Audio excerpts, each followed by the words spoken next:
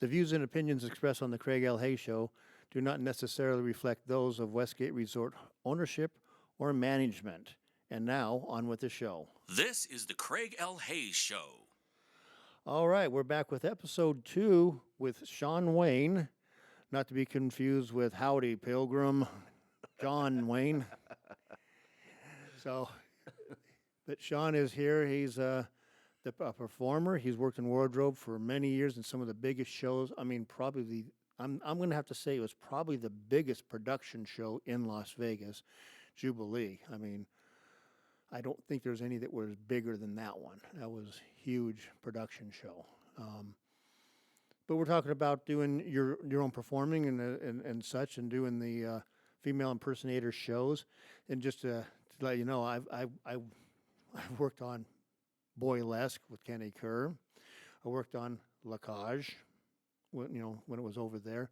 And I did one back in '85 for BRECK and Patrick Mays called Flamboyant Follies. I actually wound up in a version of Flamboyant Follies Did you really? in Wendover. How about that? Yeah. After my show closed, my producers got tired of Reno, and they said, "Oh, we're going to move to Vegas," and they came down here to do Starlight Express right here in this very showroom. Yeah. And so I thought, well, I'm going to try some more shows while I'm on this female impersonation jag. And so I auditioned for Breck and Patrick, and they liked me a lot, and so they put me in the show. And so I was right back in Wendover. This time I was at the State Line because we had always been at the Silversmith with my show. They were joined together by a skywalk.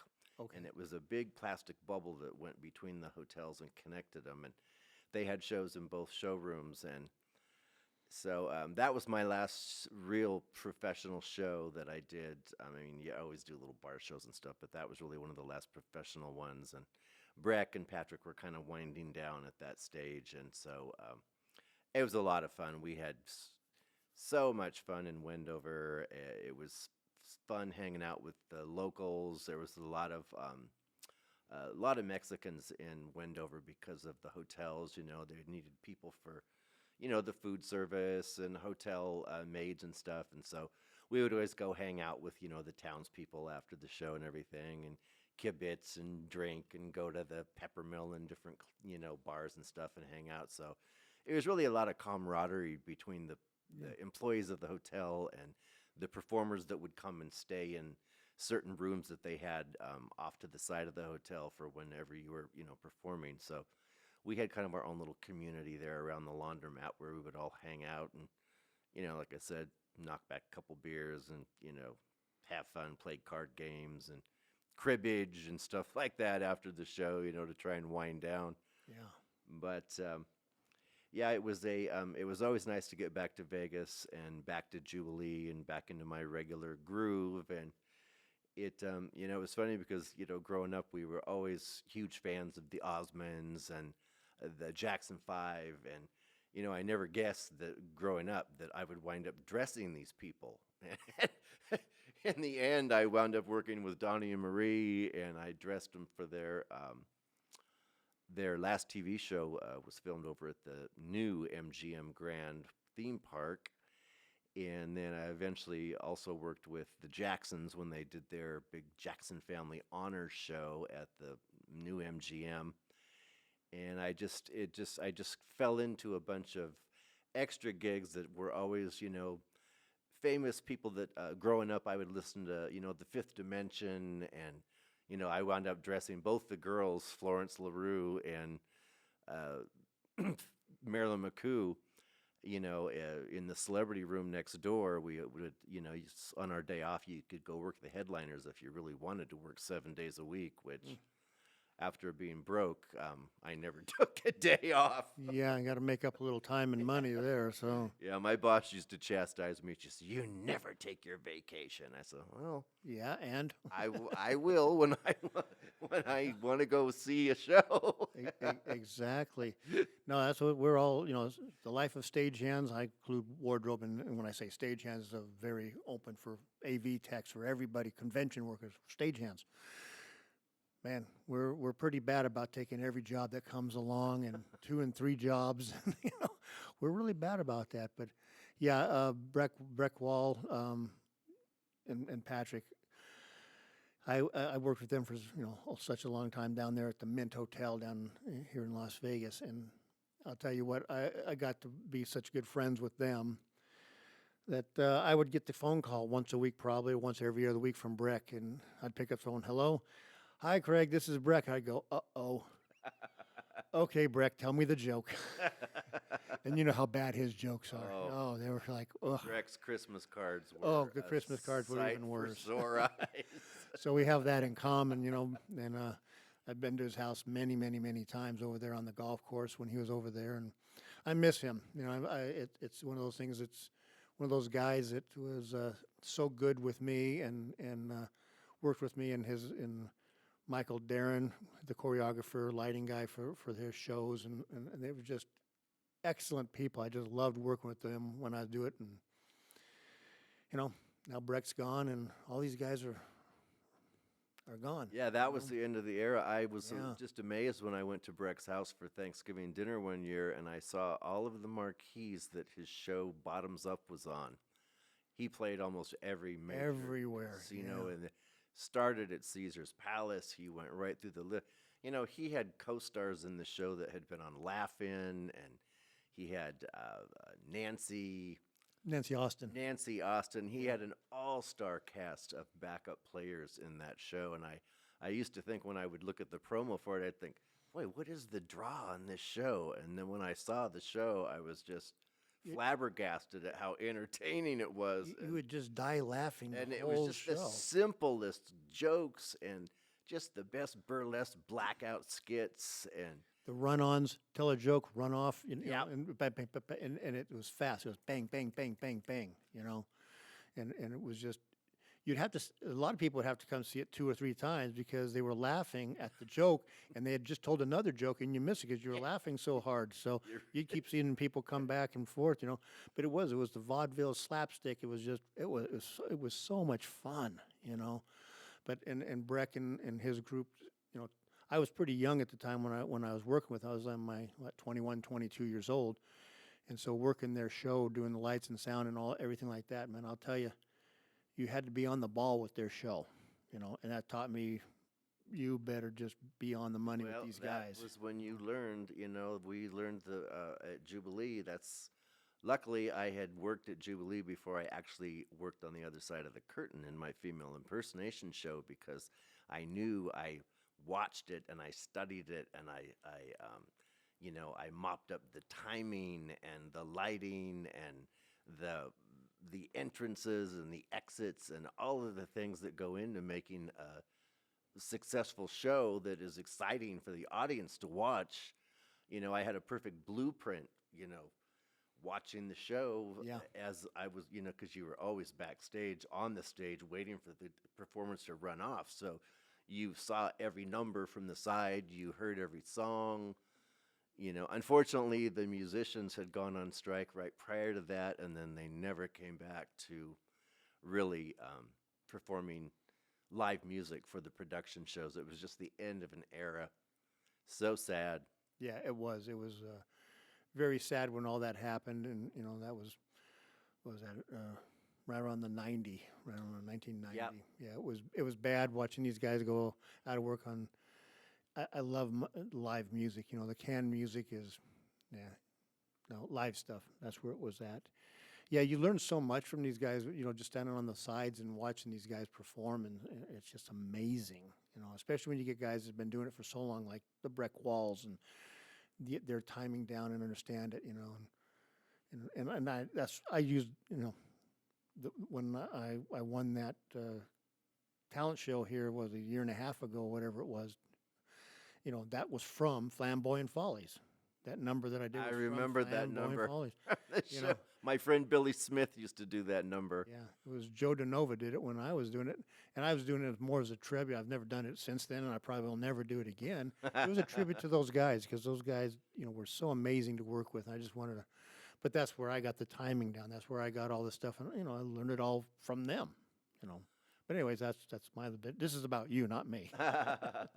Well, that was one of the great things about the old Vegas at the time is there were so many small little production shows. You know, we had Playboy's Girls of Rock and Roll, and just snappy little exciting show. Well, Legends in Concert was one of the best shows on the strip with, Yeah. and they kept their live music right up until the end practically. You know, they were one of the only production shows that had a live band, and it makes a huge difference. And then I hadn't really contemplated it until I worked Jubilee, and I started thinking, boy, what this must have been like with the live music. And the performers said, you wouldn't you unless you'd actually done it. You would when you dance to those musics, to the live music and the live sound. Of course, there's going to be variations with the people playing the music. And it would just light a fire under your butt when you heard that live music, and it would just, Yeah. it would just almost just inspire you, more than a canned soundtrack. Yeah, because that live stuff actually puts a little bit of life Right. into the show. Not just listen to a recording go by. You know, so hey, I like the live stuff too. I think it's awesome. Yeah, we always had people come back over and over to Jubilee because there was so much going on that you couldn't mop it all up. You could start looking at the side stages, and then stuff would be coming out of the ceiling, and there'd be so many topless girls you didn't know which way to look. I mean, Yeah. it was all staged so that it looked like more than 85 people. They would stagger the people coming on for different numbers, and some of the different groups of girls would change their costume 3 and 4 times during a big production number. So it always looked like they were just coming out of the woodwork. Yeah. You couldn't count how many people were in the show unless you knew exactly how many were in the cast. It was Don Arden was a genius at making it look like a big, huge Hollywood movie was being filmed. Yeah. He was, man. He had so many shows going at one time. The Stardust, the Lido di Paris was the feather in his cap. Yep. And then he had, well, it had closed, but Hallelujah Hollywood Hello up in Reno had closed. And but he had Hollywood Jubilee that was going, and before that was Hallelujah Hollywood. And the funny thing is that Jubilee show, I was on the crew that built that show at the MGM Scenery Shop over like Harmon and Colville area out there. And that was back in 1980. We built that thing, and I never saw the show, never went to it.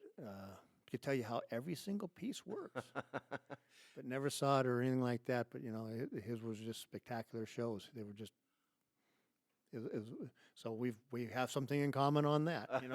BRECK Wall, we have something in common. Well, then when they opened the hotel in '73 with Hallelujah Hollywood, the show only ran for 8 years until they opened Jubilee, and it was nowhere near ready to be put out to pasture. It was just the simple fact that, Don wanted to do a new show, and Bob Mackey, the designer, was taking over the costume department, and so he wanted to design a whole new finale. And so I think a lot of the sets went right straight to the dump.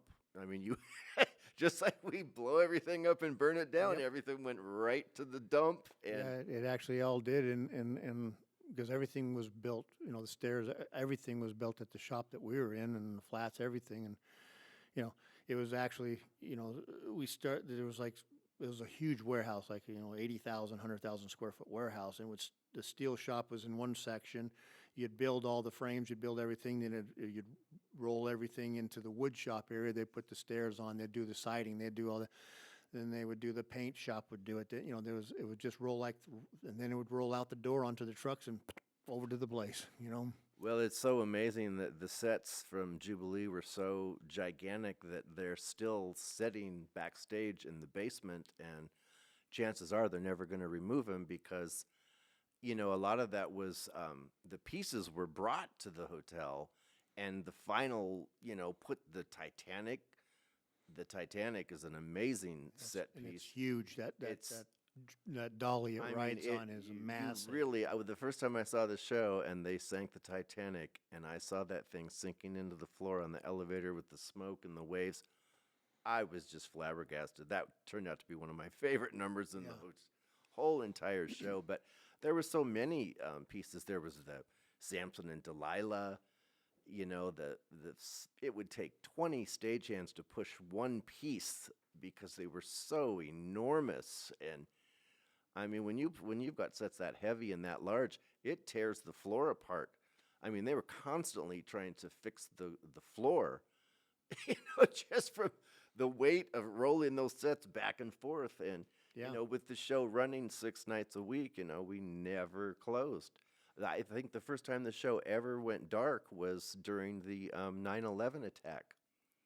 Mm. We just so happened to have been closed for 2 weeks to remodel the showroom, and then after the attacks, there was no air travel. It was so macabre to not see any planes flying over, and so we took a third week of dark, and then we resumed after that. And as the show ran and ran and ran, there was never, oh, we're going to be dark next week. Oh, we're going to have a week. Never happened. Never happened. Every holiday, 6 nights a week. Yep.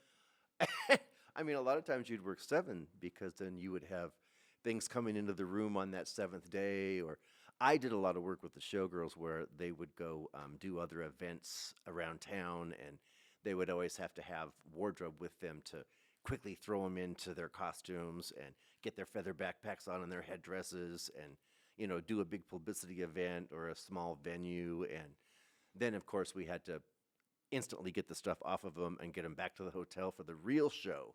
So it just, you never stopped. I mean, Yeah. it just, Yeah. And that's the history and the story of this town and being in this the business that we're in. you're just a natural workaholic once you get in the loop. So that's something that Jubilee was good for you then. It was a good place to work, good paychecks. Yeah, it was hard when they announced that the show would be closing, because I just thought, oh God, it's the last of the big production shows. And, so many people come here just expecting to be able to, immerse themselves in the old Vegas and, see something classic like that. And I was a little shocked that the hotel decided not to keep it up, but, it was time, because it was it was those big shows were not designed to make money. They were cheese on a big old mousetrap to get you in the casino and get you gambling and drinking and having a good old time. And it served its purpose for a lot of years, but Very expensive to operate those shows. the corporate pencil pushers took one look at that and said, "Oh, how can we make a profit?" Yeah. Because they didn't understand what the guys with the bent noses did, the mafia guys, that, you got to have something to draw them in, make people want to come to your room, come to your casino, and they just never got that part of it. It's like, well, you got to get them in your door, you got to get them and put the showrooms at the back of the casino so that they have to walk through slot machines and tables and everything else, to get to it. And that's why you do it, and take a little loss on the entertainment side of it to make a whole bunch of other places. But then, Yeah, it was kind of the end of the big whales, they'd call them, the guys that would come in and drop millions of dollars at the tables. The gambling it kind of shifted towards slots. And then, of course, the casinos wanted to rip everything out that was in the way of a slot machine, and so that's how we lost a lot of our lounges. yeah, the lounges started disappearing. Then they started, then they went to the paper, slot machine stuff. So you never heard coins clinking. You never heard, it's almost sterile in some ways. They've sterilized the casino atmosphere. Well, and I was gambling at the time. I'd walk across the empty vacant lot and go to the Imperial Palace, and you'd sit on a nickel machine or a quarter machine, and you could win 30, 40, 50 bucks, and you think, oh God, that's a lot of money right now. So you'd stop and then go home. But then when the technology changed, I started thinking, boy, this is odd. I'm not hitting any jackpots. Like you could almost predict, oh, if I haven't won in 5 hands on this machine, it's probably going to spit out a few coins on the next hand. So then you'd stuff it, But after the all of the digital madness and all of the computers came in, I mean, they doctored all of the chips and everything in the machines to meter out exactly when that thing was going to go off. And Yeah.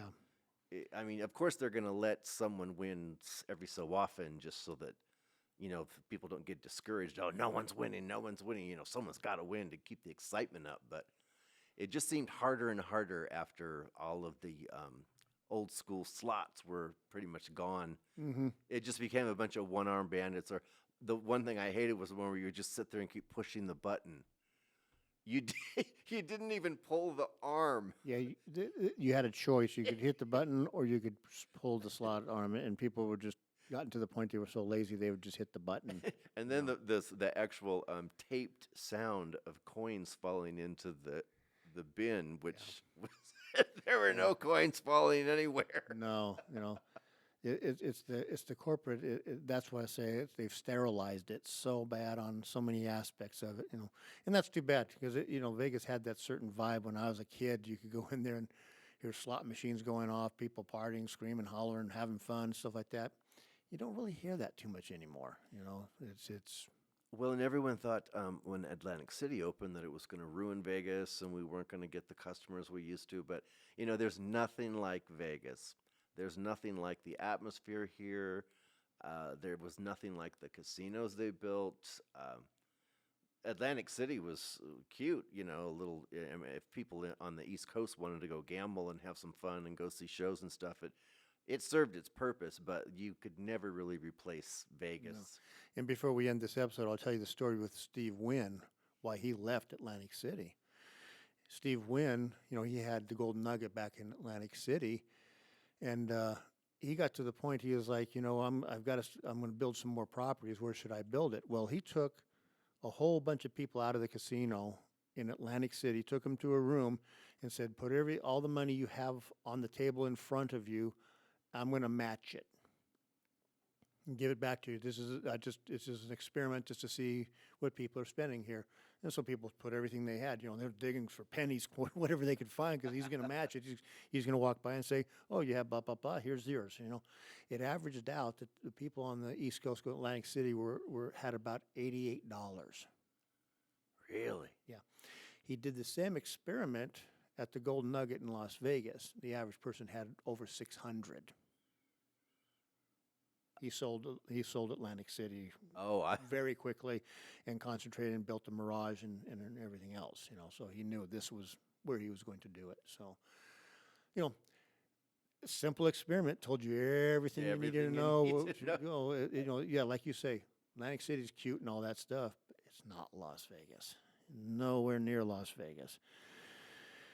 Best shows, best everything. We're not called the entertainment capital of the world for nothing. We have a reason they do that. So, okay, that'll be the end of this episode. We're going to come back in just a couple of minutes and start talking about the third episode about more of showbiz in Las Vegas. Until then, This is the Craig L. Hayes Show.